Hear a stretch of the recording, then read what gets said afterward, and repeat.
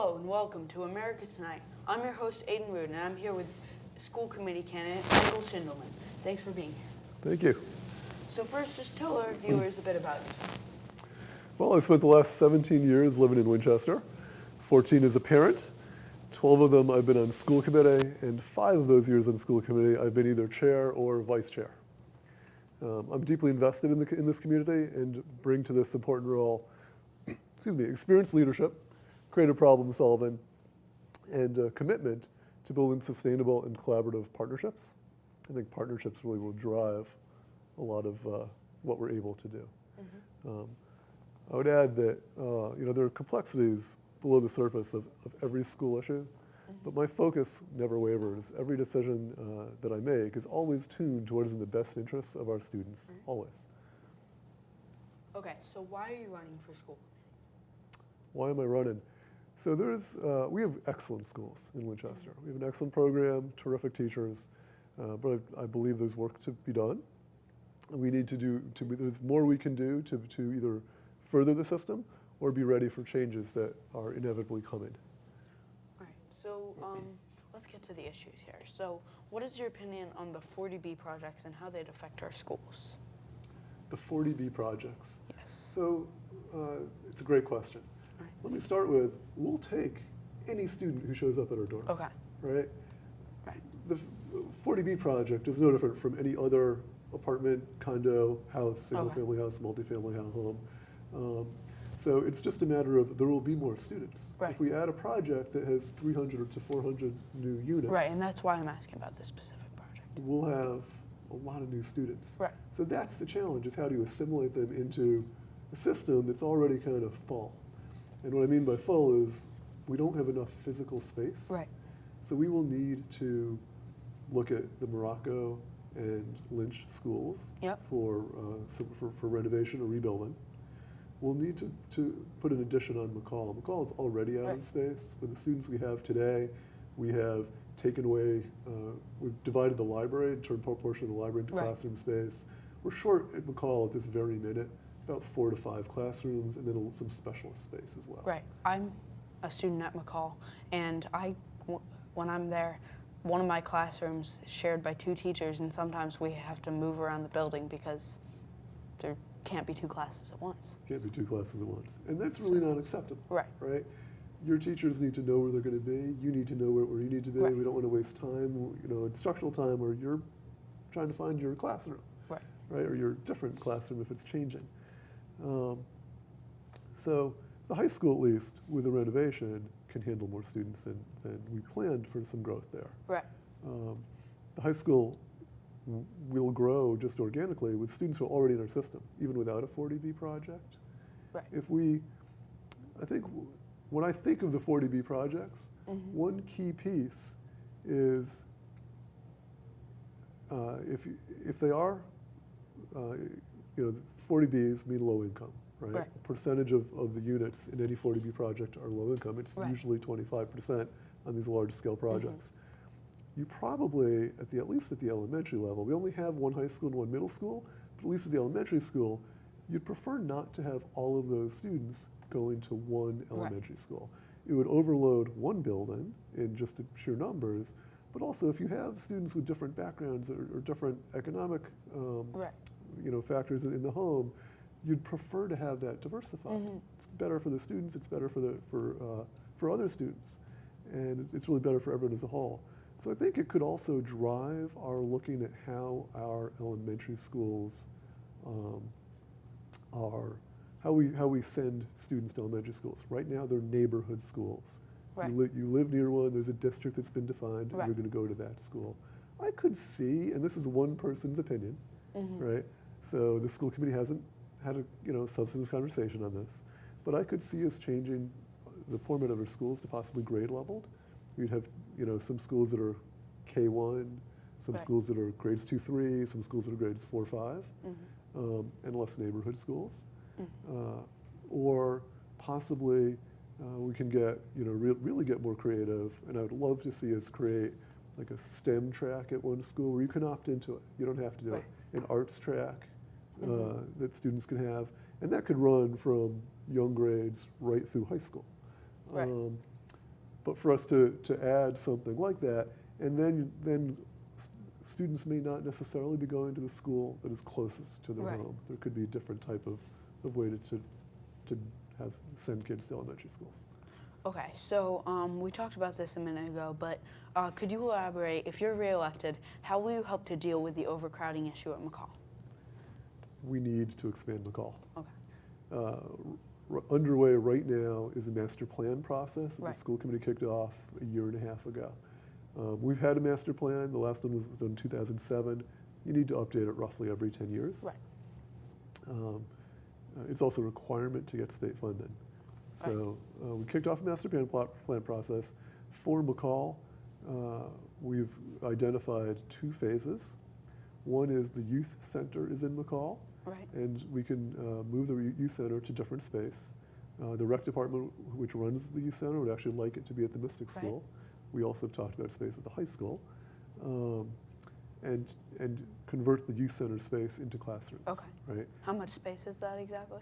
We can get 3 to 4 classrooms Okay. out of that space, and that depends on some factors around elevators. It needs to be made handicapped accessible. Right. It's not currently handicapped accessible from the inside of the Okay. building, and it's handicapped accessible from the outside, but not Right. the inside.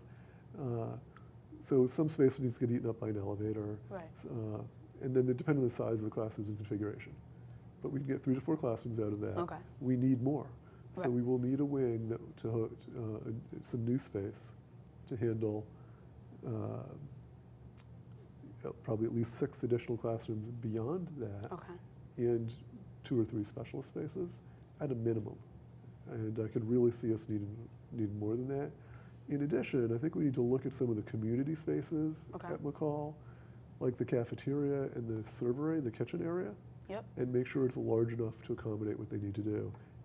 Today, with the number of students in McCall today, that cafeteria is stressed for space. The lines, as you probably Right. know firsthand, are too long. When I order lunch at McCall, it takes about half the lunch period. That's a problem because your lunch Right. periods are very short. Right. So then you sit down and you throw lunch down your throat because you don't have enough time, Right. right? And if you actually would like to socialize at all, you've Right. lost that because you've been in line the whole time. Right. It's a problem. We should shorten that. Okay, so expanding on McCall, would we build up? Would we take a new space and build there? What would we do to get those additional classrooms you're saying we need? So one thought is take the library wing, where the library kind Okay. of juts out the backside Right. there, and you can extend that farther out, sort of towards the parking circle, or the kind of the bus that turnaround circle. All right. You can extend it out there, and possibly you might have to move that circle. There is a Right. little bit of land between the end of the track and the parking area. You Mhm. might reconfigure the parking area to be a giant sort of U shape. Okay. So there's some options there. Mhm. There's also some discussion at the ground floor level where the cafeteria is, Okay. of bumping that outwards towards the field spaces as well. Okay. All right, so moving on, we're currently in the process of renovating our high school. That's a very big, expensive project. But the Lynch and Morocco elementary schools are also in great need of either rebuilding or renovation. So what is your plan to deal with this high cost issue when we're already spending a lot of money on the high school? So cost is the barrier, right? Right. That is the problem. Right. So the plan would be to work with the Massachusetts School Building Authority Okay. to really garner their support. They're currently paying 40% of the construction costs in the high school. Okay. And I think that getting a dollar figure, a percentage similar to that would be critical to being able to do these projects. But also, I've actually put forth to the Master Plan Committee a suggestion on some ways to potentially save a little bit of money on the project. So there are, besides construction costs, there's always a question of what do we do with the current students while we're Right. building a building. Of course. So when Vincent O. and the last school was built, we moved them into Parkhurst School Right. and used Parkhurst as a school. Mm-hmm. Both Morocco and Lynch are too large. They wouldn't fit in the Parkhurst School. Right. Even if we took the administration that happens to be there Okay. now out, because we would do that if they would fit, but we'd still be short about 10 classrooms. Okay. So The suggestion that I've put forward is to build a new Lynch building right on the Lynch property, right next to the existing Lynch building, and continue to use the existing Lynch building while construction happens. So Somewhat where exactly on the Lynch property would that be built? Well, there'd be some in the short run. There'd be some sacrifices on parking and Where exactly at Lynch would it be built? so we're still in the process of determining exactly where. Okay. I think there'd be some sacrifices to parking areas, to some of the Right. play space, and just past the play space between the fields and the current existing building. I think is where you would look to build it. It's possible that any new footprint would be actually a smaller footprint than the existing building. The existing Okay. building is by and large one story. Right. A little bit of two levels at one end. But if we built a 2 or 3 story building, you could, in fact, have slightly larger space, more classrooms, with less of an impact on the square footage covered on the ground. There's still a lot to be determined on this. Right. So I'm putting a little bit out there of what I might envision, but it has to fit within the floodplain. There is a river that runs by Right. Lynch. It has to, we need to have enough parking as we go and do this process for both construction and for staff. There's a lot that would need to work, Okay. right? It would be a complex project, not dissimilar to how the high school has complexities as we are rebuilding it with students in place. Okay. But there's opportunity there. So if you build a new Lynch and still have your existing building in place, as opposed to build a new Lynch right where the existing building Would is, we still use the old Lynch building? use the old Lynch. While we build the new one, you would still have Lynch. Lynch Okay. would still be in Lynch. Right. The new one gets finished. And now the old Lynch would stay and become the swing space for Morocco. So Morocco students could go to the old Lynch, Oh, okay. right? Or the new Lynch. Now you'd have 2 Lynch buildings next side by side. One would operate as Lynch, one would operate as Morocco, and you rebuild Morocco. And you really need to do that. Morocco doesn't have the land to build a new Morocco Okay. next to the existing one. Right. So I don't think you can do that there. And the reason for that is their play space, their field, is in a floodplain. We can't Right. build there. We kind of have to build where Morocco is now, right? So that's the challenge. And then what would happen to the existing Morocco? Then the existing Morocco would get torn down, and you would build a newer, better Morocco Okay. on site in place. All right. And what we'd like to do, if you don't mind, can I go on? Yep, A go little on. bit more. So to further this, what we are with the school committee, in fact, on Thursday morning, we're going to have a discussion on this. We want to approach the State Building Authority to try to get them to work with us on both buildings. Okay. They generally work on a building at a time. Right. But if they can make a commitment, it's a linear commitment to do one building immediately Right. followed by the next building, and if we could work with them on a funding process for that, and in fact, at the same time, work with the Massachusetts Housing Authority. If we can get the Mass Housing Authority and the School Building Authority, Why would the housing authority be involved? because of the 40B projects. Oh, So they okay. approve the 40B projects. So with those agencies talking, it will also help show the need for more space, right? The School Building Authority doesn't want to overbuild, Right. so they build for the students you have. Right. But if the Housing Authority says, yeah, there's a 300 unit project Right. coming in 2 years, 3 years, then we'd like to be able to work with the Building Authority to Right. get right-sized buildings. Okay. And so would you mind just lastly on this topic explaining to our viewers exactly why do we need, is it about space, is it about age of the buildings, why do we need to build this again? And also, you said which building would come first here if we're going to do them one at a time? So I have my own idea of which building would come first. Okay. That would be determined by many people, Okay. okay? The school committee or Well, the school committee, but Selectmen, truthfully, in conjunction with the School Building Authority. okay. They do evaluations of every building in the state, and they've come into all of ours relatively recently, and determine the condition, determine the crowding. So the School Building Authority has their own set of regulations. They're actually laid out in the law on what their priorities need to be. And health and Right. safety is the first reason they will choose to rebuild a building. Right. The second reason is overcrowded. And generally, overcrowded is the reason they work with Winchester, Okay. right? I suggested Lynch would be the first one rebuilt because of the land, because you don't need swing Right. space. Swing space can be very costly Right. and disruptive. If we rent space outside of town, if we rent an empty school outside of town, and you're Right. busing an entire school outside of town, it can be Right. disruptive. You had another part to your question that I think I forgot. Yes, it was. So why exactly do we need to? What is the reason for needing is the to reason? rebuild these? Is it overcrowding or is it something else? It's a cross between overcrowding, aging buildings, as Right. if, for instance, at Morocco, our the fire chief has let us know that he feels the fire safety systems there are antiquated, and Okay. while working, he said he's not sure if parts are needed, what it will take to get parts. And he's warned us that if it goes down and it takes a while to get parts, he'll have to post a fireman in the building when it's occupied. Right. Yeah. So that's a for instance. There's have been questions about water distribution at Lynch. There have been questions about the heating system being efficient or not efficient. Surely it's single pane windows, but more importantly than any of that is the overcrowding Okay. and the need for flexible spaces. So So the overcrowding is worse than the safety issues? That's how badly it's overcrowded? Or, that sounds like it's overstating it.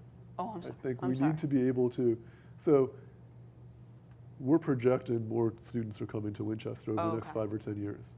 And so any building project I'm really targeting 5 years out at a Right. minimum, because the process to, Right. design a school, get funding, build the school, and open it Right. is a multi-year process. Right. That can't Uh-huh. happen right away. And we have situations, so the Lynch School was originally built as a middle school. Right. Sopran is an elementary school, there's a preschool in it. Really, those are not, we could have better spaces for the preschool, more appropriate for the age and the size of the kids. Right. Over time, more and more specialty programs have come to schools, more services, more ways to deliver instruction and deliver education that a building built 50 or 60 years ago may not accommodate well. So to have flexible spaces that really work for the different needs and the types of students who are presenting themselves today is what we're really looking for out of these buildings. Okay.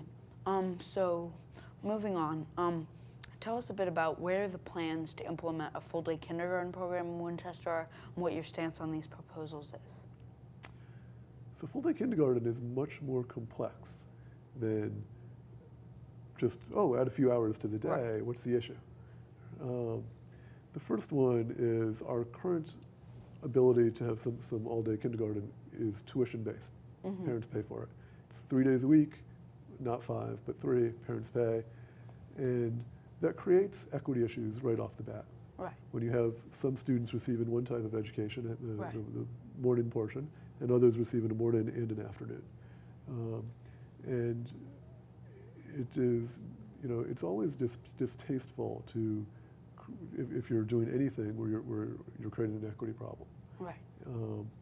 And having a tuition-based program means that we don't extend the curriculum.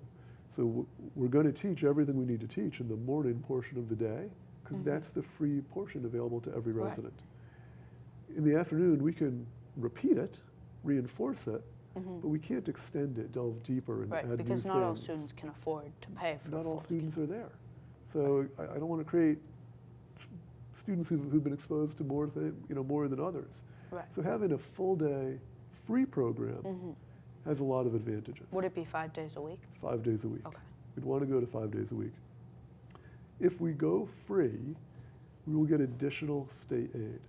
Because we offer a full day kindergarten program, right? If and when we do that, it's a cause and effect. By Right. offering a full day program, we will get more state aid, and we believe that state aid will pay for the additional cost for the teachers. Okay.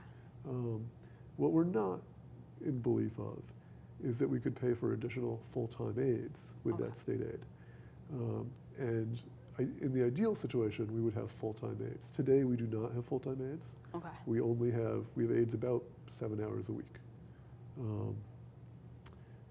All in the afternoon, they're paid for privately through tuition. Okay. So the school committee has proposed and voted unanimously, so we all agree, on a free 5-day-a-week, full-day program Mhm. that includes half-time aides. And when will this be implemented? We are hoping to do this for September of next year. Okay. The state aid arrives in arrears, so the additional state aid that we will qualify for Okay. will come a year after we qualify for it. Okay. So we will need the town to provide 1 year funding Mhm. to bridge that gap until the state aid Right. comes. Right. So we will be asking the town for separate appropriation at town meeting just to do that 1 year to fill that 1 year Will gap. that be asked for at this upcoming Springtown meeting? It will be. Okay. There's a warrant article that we've put in to the Okay. Board of Selectmen to have on there. All right. So what is your opinion on proposals of possibly having later start times for the middle and high school students? Let's do it. Let's Okay. do it. The American Academy of Pediatricians endorses this. Mhm. It has been done by many schools across the country, Mhm. done in different ways. The results have been good. I think some of the evidence for me is, can you look and see schools that did it and then said, oh, this didn't work for us. They went back to an old schedule. Okay. You don't really find that, Mhm. right? So there's been success. It's been demonstrated that you can get better student outcomes, which is really what matters in the end. Right. But we do need to have, which we have not fully had yet, a lot of conversations around this. We need to be cognizant of all of the complexities and the complications it will cause for families. Right. So the common one people talk about is sports. Your sports games have to start later because you get out of school later, right? Or your practices start later, you're going to get home later. That's a common one people talk about. We are working with other towns in the MIAA, which is our sports association, the Middlesex Interscholastic Athletic Association. We're working with other towns to try to make some of the changes together, and so it'll be easy. It won't be like one school wants to start earlier and we want to start later if we've all made the change. So how many towns will be on the same time frame is not really known, but we're working with other towns. But more importantly, there are some students who are in fact wage earners for their family. They have jobs after school, and that income is important to the family or to the student. If he gets out later, is he working fewer hours? Right. Is he, how does that affect those students like that? Or there are some families where a high school student or a middle school student may be the caretaker for younger siblings, and that child gets home. They Right. get out earlier, they get home, they take care of Because the younger elementary siblings. students wouldn't be starting at a different time. Is that correct? So most likely, if we move the high school later, we move the elementaries earlier. Okay. In fact, so the elementaries might start, we haven't made any decisions, but between 10 and 30 minutes earlier. Okay. And probably the high school would start between 30 minutes and an hour later. And what about the middle schoolers? Middle school would change with the high school, Okay. right? So we'd see them starting around 8:30 then? Possibly? A rough start time of 8:30 Okay. is about what would probably happen, Okay. right? Probably strikes the right balance between the later start time, still having afternoons available for extracurricular activities, getting people home in time for dinner. Probably, so somewhere in there strikes the right balance. One of the things in Winchester that we do is our buses do what's called a double bus run, meaning the same bus, the same physical bus and driver, today in the morning, they do a route and they pick up students that they bring to the high school and the middle school. The bus is empty at that point. Once they drop off at both schools, they go back out, they do a second route where they're picking up students for an elementary school. That's the double bus run, and they do 2 runs in the afternoon as well. So one of the considerations is if we had every building start at the same time, if every building started at 8:30, we need roughly double the buses, not quite. Right. That would add a lot of expense, Right. right? So we need to keep that gap if we can, or at least it's a consideration, right, Okay. to try to keep that gap. I'd rather spend money on teachers, on instruction, and students than spend money on buses. Right. If we have the choice. We don't always have the choice. Right. Okay. What is your opinion on the proposed turf field at Skilling's Field that will be on the ballot this upcoming election? You know what's really important to understand on this is, I think there are two things. Some students' point of success is never going to be in the classroom, right? They may not be the math star or the Right. English star or the science star. Their point of success will come somewhere else. For some students, it could be art, or theater, or music, or or being an athlete. And we need people, we need our students to find their success, right? And to find places they excel, where they learn, they feel good about themselves, their self-esteem grows. And the athletic field is an area where you actually learn certain lifelong skills. Teamwork, it's important, right? Right here in WinCam, a team of people work together Right. to develop, to create a program, to produce a program, right? There are cameramen, there are people operating the lights, there's, you're writing questions and editing the program. In any event, so they learn teamwork, they learn cooperation, they learn leadership skills. So to me, a field can be as valuable as a classroom. Science classroom is really critical. A field, for some students, is really critical. And I think we need to appreciate that. Then the turf field, as it's being proposed, will extend some of the opportunities. You can use a turf field longer hours of a day. You can use it longer in the shoulder seasons as well. The grass doesn't need to rest and recover the same way. There's more opportunities there. And to me, we should be offering our students some of the best things we can. And if you were to look at our competing towns, they don't have. We have one turf field currently. They have complexes. We're really not keeping up, and I wholly endorse the idea of having a turf field. All right. Lastly, you are running against another candidate, Michelle Bergstrom, for this position. I'd just like to ask you why people should vote for you. Why are you the better candidate for this position? There's a few things that come to mind for me. One is leadership experience. I've been in this role. I understand a lot of the complexities and the background and the underlying issues. There's always more to every issue when you're dealing with 4,600 students. Right? There are a lot of different, family styles that get involved, a lot of different backgrounds, a lot of different considerations, and I'm well versed in that. And the school committee does many different things. So as you've asked some really good questions here about building projects, I've talked about working with state agencies. We've talked about an artificial turf field. We've talked about 40B projects and how that could affect us. There's a tremendous amount that the school committee does. It goes beyond curriculum and instruction, and is really setting the stage for those 500 professionals that are building to have the resources they need to really be stars in front of the students.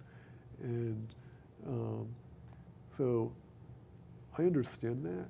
I have built the relationships you need. I have a history of collaborating, bringing people together to make projects happen, right? I kicked off the project for high school, right? Before there was any project for the high school, I pulled in our state senator, our state representative, the chair of the Board of Selectmen at the time, our town manager at the time, our the superintendent, myself, I was chair of the school committee, and said, let's look out in the distance a little bit. Our high school won't be large enough for the students who are in our system right now. And we need to do something about it. And we created a plan to try to bring the MSBA in and attract them to want to build Winchester High School. in a short amount of time, we had a contingent from the School Building Authority coming out and touring both Vincent Owen, the old Vincent Owen, before Right. it was ever torn down, and and the high school. At the end of that tour, the executive director of the MSBA said to me she was looking forward to working with us on the high school. We're going to need a process for Morocco and Lynch to build a wing on McCall. Just the process of hiring superintendents. I've sat on 2 superintendent hiring committees. I've worked with 3 different superintendents. So I have a background that extends in a lot of different directions for what the school committee needs to do, and have a history of bringing people in. Right? It's about it's relationships and collaboration that ultimately get things done. So. All right. Thank you so much. That was Michael Schindelman, one of 2 candidates for the one school committee position that is up for election on March 28th. I'd encourage everyone to go out and vote, and thank you so much for watching, and we hope you enjoyed the program. Thank you, Aiden. Thank you. Hello, and welcome back to America Tonight. I'm your host, Aiden Rood, and I'm here with school committee candidate Michelle Bergstrom. Thanks for being here, Michelle. Thanks for having me. So first, just tell our viewers a bit about yourself.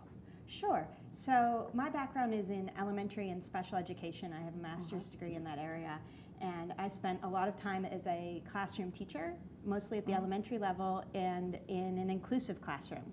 And so that means that I had students in my classroom that were identified with special needs and had IEPs that I was responsible for overseeing while they were students of mine. And that's the background that led me to be interested in running for school committee. Okay, how long were you a teacher? I have 5 years of classroom experience as a classroom teacher and 2 years in special education settings. Okay, and are you still a teacher? I am not a teacher currently, so I decided to leave teaching to stay home and raise my kids. So I've been home with my 1st grader, my 5th grader, and my 7th grader. Okay, why are you running for school committee? I'm running for school committee because I saw that the makeup of the board did not actually include a classroom educator. Okay. And I felt that that was something that I could really contribute to the school committee, because when the school committee is making decisions about programming and about things in the schools that really affect the students, I think it's really valuable to have a voice that's actually been in the classroom and on the ground with that. All right, so what is your opinion on the 40B projects and how they're going to affect our schools? So I think the 40B projects are, right now, they're a bit of an unknown to us in terms of how large they're going to be finally and how many students they're actually going to contribute, but I think it's something that we need to plan for. So I think that we need to be thinking very specifically about Morocco and Lynch as we go forward, because of the 40B that's going to be up by Forest Ridge that's planned, and that could really change the dynamic of the population there, both in many ways. And so that we have a big opportunity right now that when we're looking at rebuilds of Lynch and Morocco, to sort of thoughtfully plan those environments and make sure that they have flexible spaces in them to match a growing population. Okay, if you're reelected, I'm sorry. That's okay. If you're elected to the school committee, how will you help to deal with overcrowding at the McCall Middle School? So McCall is a good example of another school that has seen an influx of kids, and that we're going to need to thoughtfully plan out both additions and renovations too. I know that in the master plan already, the school committee is looking at adding 4 classrooms in some space that McCall already has, and that will cost us around $1 million, but it's going to be really worth it in the lives of the students there. I know my daughter, my oldest daughter is a 7th grader and spent her 6th grade English class in the library space that's now a classroom. And the teachers deal with that in an amazing way, and they've been incredibly flexible, but we really need to meet the needs of our students by giving them dedicated classroom spaces so that they can learn better. Okay, where would we put these extra classrooms? Because we need several of them. We do. So right now, the space that the school committee has been looking at most closely is in the youth center, the Mhm. old youth center space in the basement. And they believe they can get at least 4 classrooms, Okay. 4 more classrooms out of that space, and it's just going to be a start. But ideally, going forward, we're going to have to look at doing an addition on McCall as well. Okay. From my knowledge, that space is not currently handicap accessible from the inside. That's correct. How would we make it so that it was? So part of the plan is going to include an elevator in Okay. that space to accommodate those students as well. Okay. And then where you talked about an additional addition to the Right. school after that, where would we put that? Would we build up or around the school, or what would we do? Right. I think that there are going to be several options going forward on that. Okay. And we do have some space there to Mhm. add on, but we're going to have to look at the economics of it too as well, and Right. consult with the architects on that plan and figure out which is going to get us the most space, but also sort of get us the most space per dollar, per square footage for that. Okay, so we're currently in the process of renovating our high school, and this is a very expensive project. But the Lynch and Morocco schools are also in great need of rebuilding or renovation in the coming years. So what's your plan to deal with this high-cost issue when we're already spending a lot on the high school? Right. So we are still carrying the debt from the high school, and it's been a great benefit to the town, and I think the town has seen what that can do. And it's an issue that we're going to have to, on one side, put back to the voters and see if what dollars we can generate there. But we also need to look towards the state funding and the MSBA, the Massachusetts State Building Authority, and see what we can get back from them in terms of grants, and look at also some alternative building plans. Okay, so what do you have any propositions for? Where would we rebuild the schools? Would we renovate them? What would we do? Right. Those plans are still in development, and again, just like with when we looked at renovating the high school or rebuilding it, we have to consider the spaces that we have available. If we rebuild Lynch on the same site, we're going to have to consider what we're going to do with the students while that school is being rebuilt, whether we can really look at the space that is there on the property and build a parallel school next to that, or whether we'd have to do what we did when we built Vincent Owen and move the students to a completely different building. Okay. Are there any current plans that you support, or are you still not sure which plan you'd be in support of? Since I'm not currently sitting on the school committee, I think that I would like to review the plans with the committee and the board.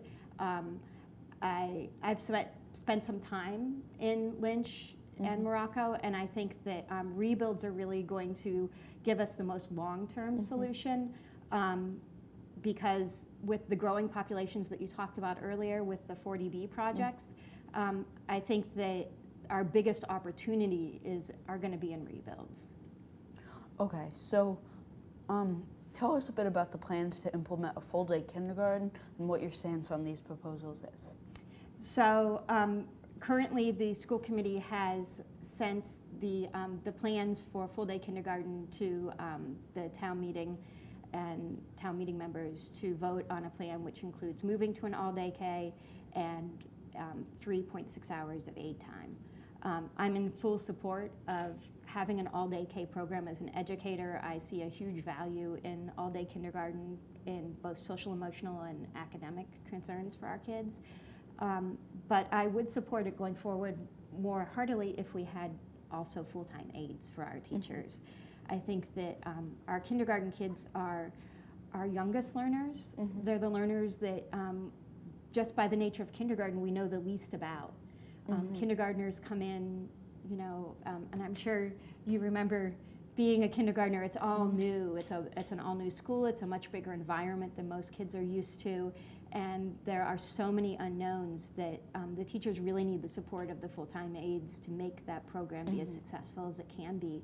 And I think that will save us dollars down the road, because we'll be able to have more early intervention services and be able to really help kids out and get them have the best start. Would you support the program without full-time aides? Currently going forward, I would support the program without full-time aides, but I would work to make the full-time aides part of the program as soon as possible. Okay. So what is your opinion on proposals of later start times for the middle and high schools? As a parent and as an educator, I think that we really need to, again, meet the social emotional needs of our kids and try to move those start times later. But I think there's also a lot of voices that we need to hear in that process. We need to talk to the high school and middle school teachers and make sure that that program is going to work for them, and we need to talk to the students themselves, because by middle and high school, the students have a lot to offer in opinions and in knowing about their own schedules and knowing about their own daily lives. And so when we consider something like that, we really need to go back to the kids too and say, this is what we think is right, is this going to work for you, and give them an opportunity to weigh in on that. So the later start times that have been proposed, well, the idea of later start times could pose some problems. Some of these problems might include problems for parents that need to get to work early in the Correct. morning, and kids not having time in the afternoon and at night to do their homework and other activities, because if school starts later, then school ends later. Correct. What would you do to help with these problems? So I have some ideas of my own, but again, I think that this would be an excellent conversation to have with the community, because I don't think we can anticipate individual needs in whole until we actually talk to the people involved. So I think that I can envision issues particularly with around sports, where we might be able to move some of the sports practices to the morning that are currently after school, as well as some other services might be able to move to that time before school, where students have the option to get up earlier and the option to come in and participate before school, where now that option is after school. And oftentimes, right now, one of the conflicts is it runs a lot into dinner time, and it runs, some of those things run very late in the evening. So if we had later start times, we might be able to alleviate some of that. And how much later would you think the schools should start? Some of the communities around us have done it, have found a big change just by moving the start time about 30 minutes later. Okay. But I think we'd have to go back and look at the communities that have done this successfully and look at what the research is showing us. And again, with input from the community, decide how much difference time that's And that gonna would be. put our start times around 8:15, 8:20? Correct. Okay. What's your opinion on the question number 1 about Skillings Field? Question number 1. So about the turf field. Yes, the turf On field. Skillings. So I think that a turf field has a lot of advantages for kids who play sports. My son is a soccer player, and he's currently playing on a turf field in Woburn, because that's where the space is available. And Right. it's March, and there's no way that a grass field would be open, just looking out our windows today, in Winchester in March. So I think it has some real advantages of extending sports seasons for kids. I think it opens up a lot more opportunities. But on the other hand, the grass field was something that was budgeted for in the high school rebuild. So in essence, the cost of that is already covered in what we're doing. So I think the school committee really made a good decision on this one by sending this back to the voters Okay. and letting the community weigh in on that. So you're in support of the field, or what's your own personal opinion about My own personal opinion about the field? I think that it would bring a lot of Okay. advantages. All right. Lastly, you're running against Michael Schindelman, the incumbent for this position. Tell me Right. why you're the better candidate for this position and why people should vote for you. So I have an education background and classroom teaching experience, and I think that brings an incredible value and voice that's not currently part of the school committee. When Dr. Evans brings issues to the school committee, with her deep educational background and knowledge of the schools, she can make recommendations, but the people that actually vote on what goes forward for our kids in our town are the 5 sitting members of the school committee, and there's no voice of representation there that has been a classroom educator.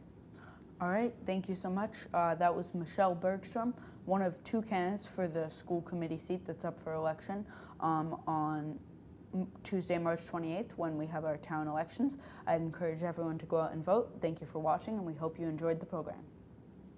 Hello, and welcome to America Tonight. I'm your host, Aiden Rood, and I'm here with candidate for Selectman Stephen Powers. Thanks for being here, Steve. Thank you very much. All right, so first, just tell our viewers a bit about yourself. Okay, I was born in Winchester, about 5 years away after I got married. I have a wife, Susan, a daughter, Cheryl, a daughter, Sandra, and a daughter, Stephanie, all who graduated from Winchester High, and my wife, Susan, and myself both graduated from Winchester High.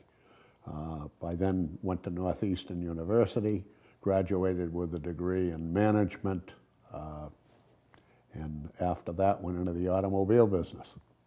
Okay, you're on the Board of Selectmen currently, correct? Yes, sir. Yep. And how long have you been on the board? This is since 2014, 3 years, and previous to that, I was on the board from 1988 to 2000, 12 years. Left, became an assessor. I was on the Board of Assessors for 11 years, and I've been a town meeting member for 30 years. All right, thank you. So why are you running for selectman? I'm running because I think that the town is sort of at a split road. I think that there's a lot of things different from when I first was a selectman 12 years ago. It seems to me that we're now oriented towards telling people what they should be doing rather than letting them get involved in the process, which means some of the questions that have happened, Right Lock Farm, I would also say the 1941 House decision, all of those, I believe back in 88 to 2000, those questions would have been settled by the public on a public ballot. And it's not happening. It doesn't get that far. So, I mean, that's basically it. I love the town. I like the people. It's changing a lot, and that's good in a way and bad in another way. But it's a fine town, good education system. We work on infrastructure, public safety, and education being the 3 main things. And I enjoy being on a board. This time has been a little different. These 3 years have been a little different. All right, so what's your opinion on the proposed 40B projects? Also, please explain to our viewers what exactly these projects are. Okay, well, the 40B is a state mandate for low-income housing at a certain threshold of money.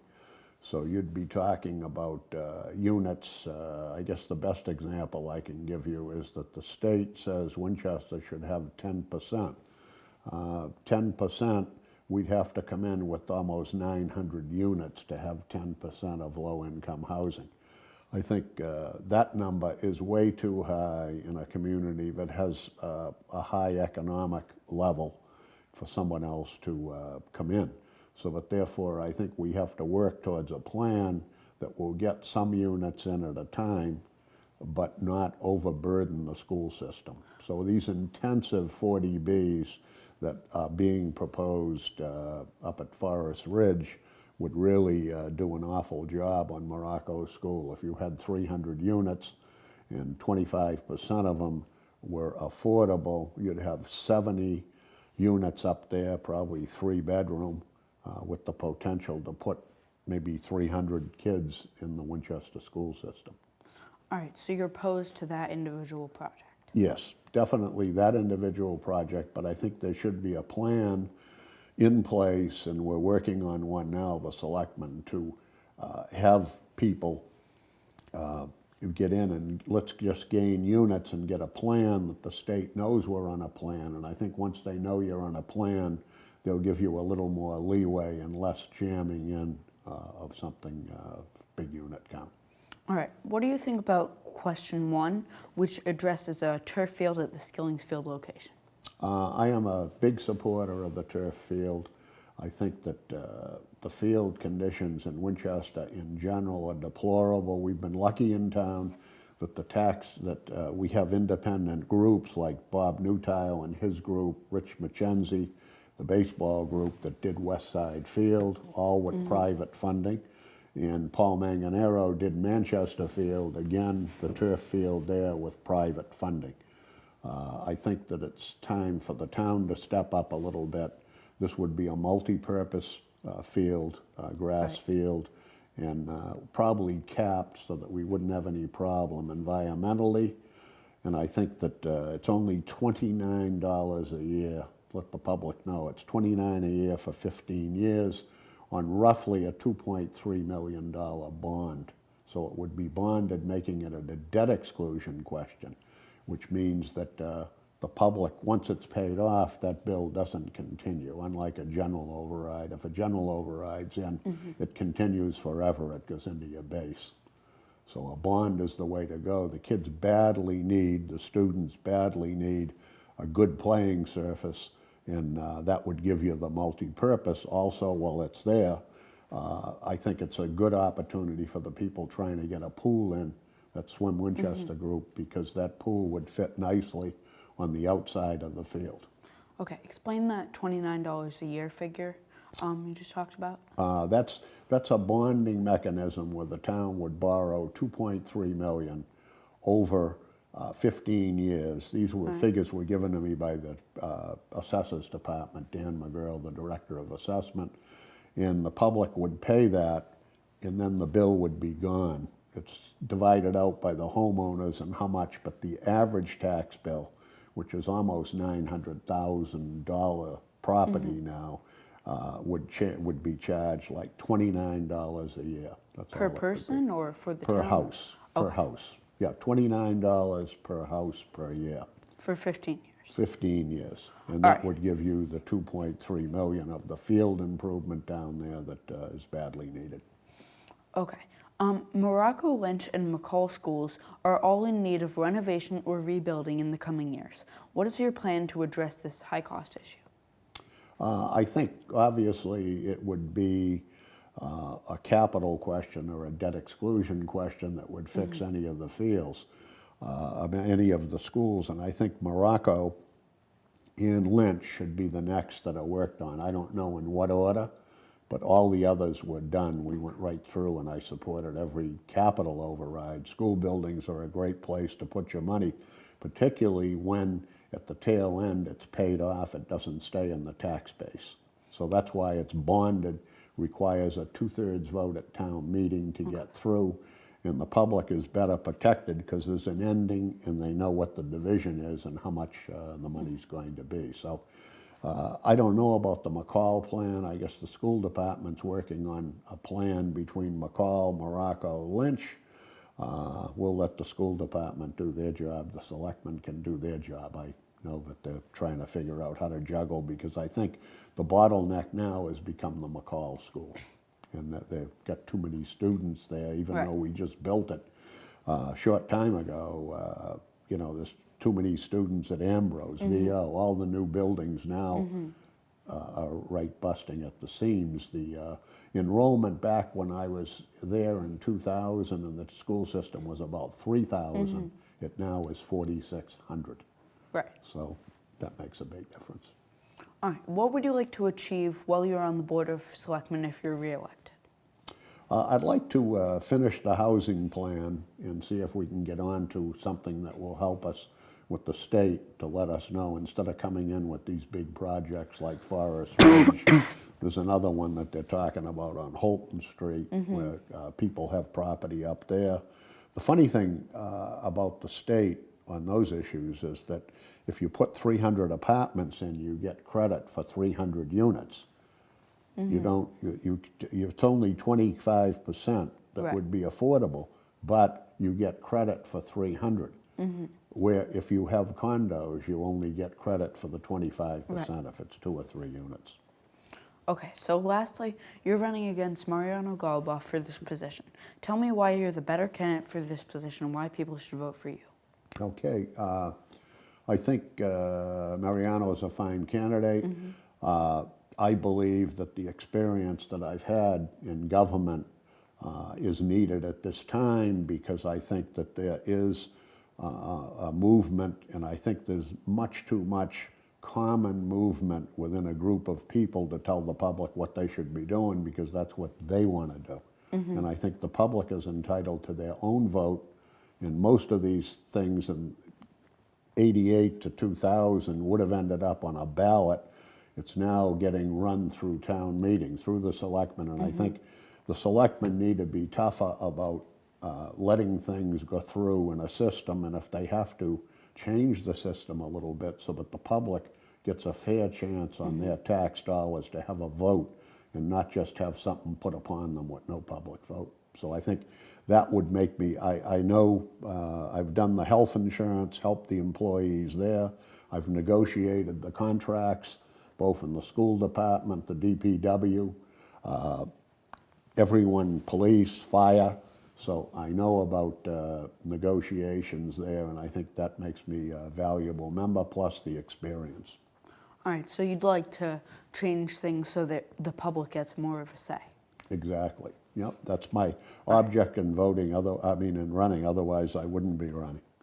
All right, thank you so much. That was Steve Powers, one of two candidates for the one seat that is up for election this year on the Board of Selectmen.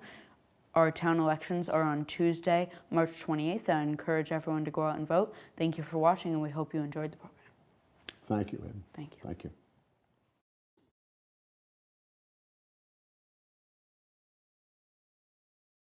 Welcome to America Tonight. I'm your host, Aiden Roon, and I'm here with candidate for Selectman Mariano Goluboff. Thanks for being here, Mariano. Yeah, thank you for having me, Aiden. Thank you. So first, just tell our viewers a bit about yourself. Yeah, so I grew up in Argentina. I moved to the United States when I was 19, and I became a citizen as soon as I could. It takes a while. I've lived in Winchester for the last 6 years. I have 10 and 12-year-old sons, and my wife and I moved here because we love the village feel of Winchester, the schools that are amazing. And then for the last few years, I've been involved in the finance committee of the town. Okay. So I've been volunteering my time there. As far as my job, I'm an engineer. I'm an electrical engineer, and I help people design products with Wi-Fi inside them. So that's what I do. Okay, so why are you running for the selectman position? I'm running for the selectman position because I think it's time for more representation of the diversity and the families that have been moving into Winchester. Winchester has changed a lot in the last 10, 20 years, and that representation hasn't been apparent in the Board of Selectmen. And that's why I'm running, also because I do bring the experience, having been the chair of the Finance Committee, where I prepared the budget book, presented a balanced budget to town meeting, and worked with every department and the heads of all the different groups in town to come up with that. All right, so what is your opinion on the proposed 40B projects? Also, please tell our viewers exactly what those projects are. Sure. So I'm opposed to any hostile 40B projects where a developer comes in and tries to bypass our zoning to build projects that are out of scale for the neighborhoods that they're going to go into. What these projects are is there's a state law, 40B, that says that towns need to have 10% affordable housing. And if towns don't have that, then developers can bypass zoning. So Winchester right now has 2% affordable, just under 2% affordable housing. Now, when we talk about affordable housing, that means somewhere that our public employees, like our teachers, our firefighters, can live in. Somewhere that seniors who want to downsize but stay in town can afford to live in. Does that vary town by town, or is it a set rate? It is based on an area. It's based on percentage of household income on an area. Okay. And it's set by the state. So the way to address these issues, we can't bypass state Right. law. So the way to address these issues is to come up with a housing production plan. A housing production plan that says to mass housing how we're going to get more affordable housing for seniors who want to downsize, teachers, firefighters, and then start actually following the plan. So for example, the Waterfield lot next to the train station Right. and DAGS, that could be a mixed use commercial in the first story and then residential above it, where we can get units that are affordable housing. And again, that's a location that would be very attractive to people because it's near transit, so you don't have to depend on a car for everything. You can walk to the town center. Last year, we passed the Central Business District rezoning to allow for residential above our shops, because it used to be that way in the town center where we had apartments and condos above the shops. Then there were fires and wiped out the second and third stories. But because the zoning didn't allow for that, we only rebuilt one story. So if you look at where CVS or China Skies, it's only one story. The housing production plan, I want to work with developers to bring that transit-oriented mixed use, and then we can put an end to these hostile 40Bs that are out of scale with the neighborhoods they're going into where there is no transit. They just don't fit there. All right, so what about the proposed projects, these big, giant projects such as Forest Ridge? Are you opposed to those? Yes, I am. Okay. Yes. I consider those to be hostile 40Bs. Okay, I'm so you'd like opposed to have this housing plan instead of, Exactly. The housing plan we have to have if we want to be able to stop Right. more of the hostile 40Bs. Yes. okay. So what do you think about question 1 on the ballot this year that is addressing a turf field at the Skillings Field location? I plan to vote yes for it. So I totally support it. You know, I've talked to a lot of people about the issues with Skillings and with turf. And I understand that there are concerns, environmental concerns. On my side, my son likes to fish, and we go to Winter Pond. And this past summer, because of the drought, we couldn't fish there. And you know, if we're going to put a grass field instead of turf, that uses a lot of water for irrigation. So I think that if there is another option, and there is, which is turf, I think we should use that instead of taking up all the water to irrigate playing fields, especially because droughts are going to get worse with climate change effects.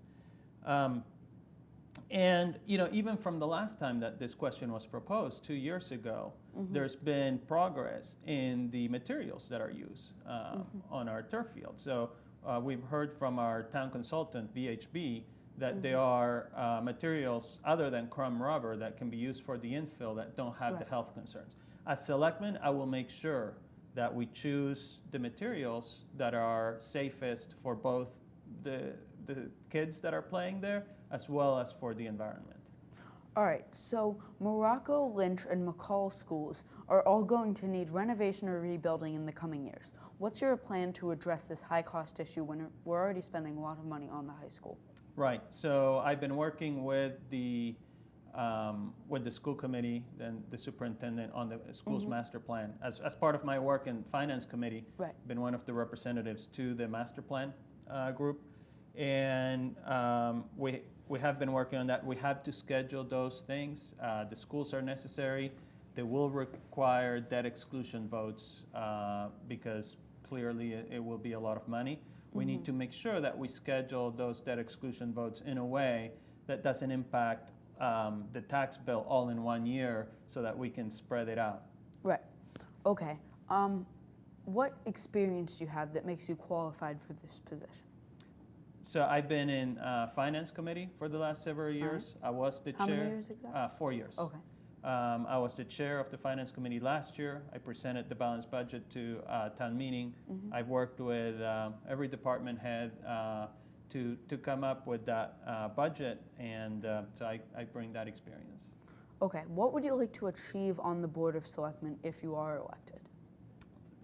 Good question. So the things that I want to achieve are a housing production plan. So Okay. to me, that's very important. That way we can put a stop to the hostile 40Bs. I want, and this is what I'm calling common sense growth. Also, in addition to that, is traffic mitigation. Okay. So make sure that we have safer streets for our pedestrians, for our cyclists, and for our cars. And that will encourage also people to be able to walk. Okay. Second is to support the schools. Schools support our property values. People move here because of the schools. It's also very important to support the students. I have 2 kids in the schools myself. I want to continue to support the schools, the rebuild of the schools that we need with Morocco and Lynch, as well as the expansion at McCall. And also, I want to make sure that any capital investments that we make are done in a fiscally responsible manner. Having been in the Finance Committee, I know what the issues are with capital planning. So long term, I want to have the fields be part of the master plan and be included in the capital planning process. The capital planning committee has a big list of projects, and I haven't seen the fields there. I want to make sure that fields are there, whether it's new fields or whether it's the replacement or maintenance of existing fields. We need those fields to be in the plan, and we need to be able to put that plan also in place with the school master plan. That way we know when things are going to be done and come up with a financial plan. That way we can keep increases in property taxes in check. All right. Just to follow up, you said traffic mitigation. Exactly what needs to be done there? Yeah, so there's different things that can be done. So for example, I drop off my son at McCall Middle School on Mystic Valley Parkway in the back most mornings. And I like to call Mystic Valley Raceway because people go there pretty fast, right? And like almost every week, okay, I'm stopped at the crosswalk, Mystic Valley Parkway, to go, to where the post office is, right? Kids are going to McCall through the back, and somebody will go to the right of me as kids are crossing, right? I'm stopped at the crosswalk. Somebody will go to the right and almost run over people. One way to address that, the problem is the road there is too wide, right? Because it's one lane, but it's wide enough that multiple cars can go side by side. Right. One way to address that is a curb extension or a curb bump out at the crosswalk. And then it narrows, just at the crosswalk, it narrows the street. So that And- only one car can get through. Exactly. And also so that when a pedestrian steps out on the street to cross, they are still on the Right. curb, right, on the sidewalk. So it gains visibility. People slow down and can stop, can see them that they're trying to cross. So that's just one thing. Bike lanes as well. I support the tri-community multi-use path that will increase walking and biking as well. All right. Lastly, so you're running against Steve Powers, who's the incumbent, for this seat on the Board of Selectmen, and there's only one seat and there's 2 candidates. Tell me why you're the better candidate for this position and why people should vote for you on March 20th. So, I mean, I totally respect the service that Steve Powers has given to Right. the town. He has been in boards and commissions for many, many years. And anybody who volunteers that amount of time to the town has to be commended for that. What I think I bring is representation of the changing face of Winchester. I bring the representation of families that have children in our schools. Right now, out of 5 selectmen, only 1 has children in our public schools. Right. And the other 4 do not. So I bring that representation. As a Latino immigrant, I bring the representation of different ethnic diversity that I'm not sure that has ever been on the Board of Selectmen. Right. There's no diversity in the Board of Selectmen. Exactly. And I bring the depth of experience of having been in the Finance Committee and understanding the finances of the town. And as an engineer, I also bring a diversity of problem solving. As an engineer, I'm somebody who likes to take in all the data, listen to all people, and then figure out what the best decision going forward is, rather than just make my own decisions and then try to push it on other people. I'm going to make sure I can't be nobody can be an expert at everything. So I want to make sure to bring in all the experts for whatever thing we need to decide and make the best decision for our residents. All right, thank you so much. That was Mariano Goluboff, one of 2 candidates for the 1 seat on the Board of Selectmen that is up for election this year. Our town elections are on Tuesday, March 28th, and I encourage everyone to go out and vote. Thank you for watching, and we hope you enjoyed the program.